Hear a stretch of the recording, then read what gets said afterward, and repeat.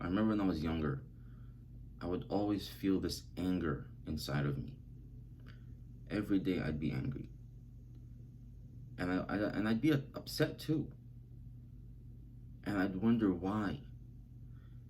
And it's because of all these emotions I've had bottled inside of me.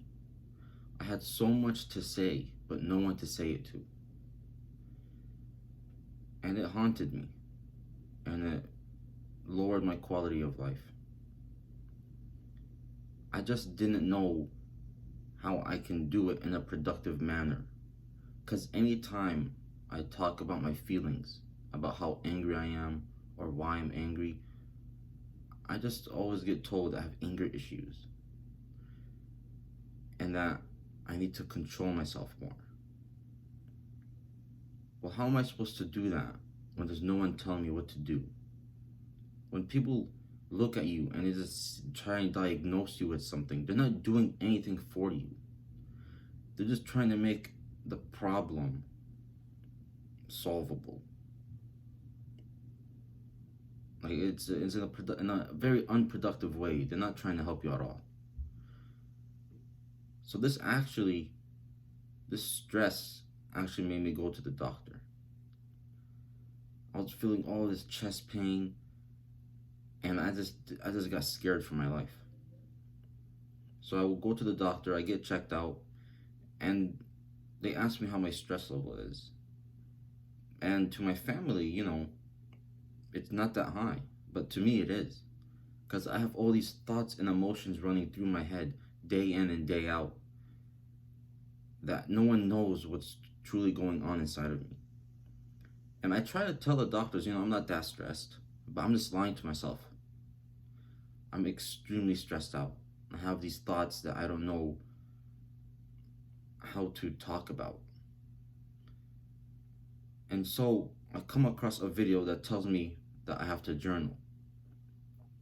And all those thoughts, all those like stereotypes about journaling. Oh, it's for girls. And I'm like, you know what? Let me try it. What's the worst that can happen? So I journal, and I loved it. It was amazing.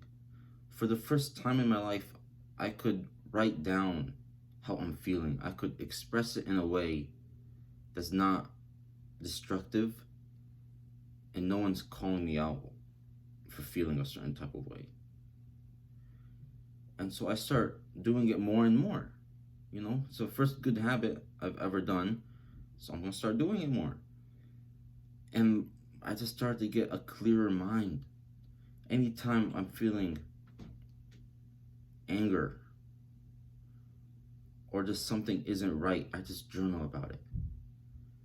And I journal on and on and on. 3 pages in one day.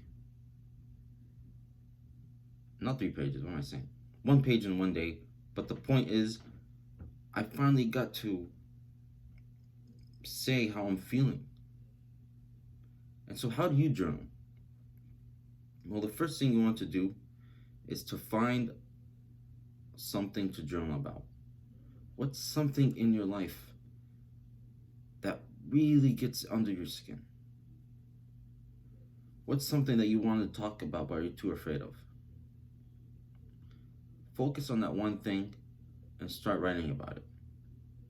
Now, I recommend using pencil and paper, because if you just type out how you're feeling, there's no real connection there.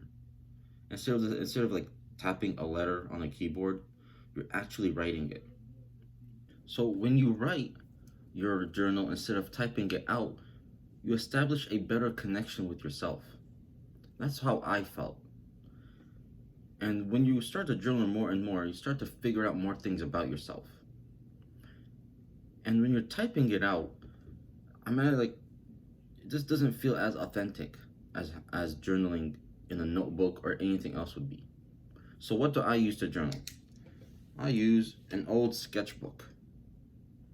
Yeah, I have old drawings in here from my art class since I was a freshman. Look at this. Not a good drawer, but you can start anywhere. It doesn't really matter what. And whatever's most comfortable for you. What can you use that you can constantly write on and get better at it? And you can start off about like reflective journaling, like writing about how your day has been, or gratitude journaling, which I think is extremely effective. That's when you journal about things you're grateful for. Now, being grateful isn't as hard as it sounds. Like being grateful, you can be grateful for this pen. I can be grateful for my phone I have that I can record these videos for you. Things that, as simple as that. And another form of journaling, now the only form of journaling that I want you to start today is gratitude journaling. I want you to be more grateful for the things you have, whether it be your family, whether it be your friends, anything that you're grateful for, write about it. You can start off with a couple, like 3 things you're grateful for, and then 5, and then start increasing it, or just keep it as 5. The more grateful you are, the more present you are. You don't take things for granted anymore. And I think that's extremely effective and important for our self-development. And yeah, just start. Don't even think about it. Right after this video, grab a piece of paper, write what you're grateful for, and eventually move up to a notebook or an actual journal you can buy in the store. And yeah, I hope you found this video valuable. Share this to anyone who needs it. And remember, become the man you were always meant to be.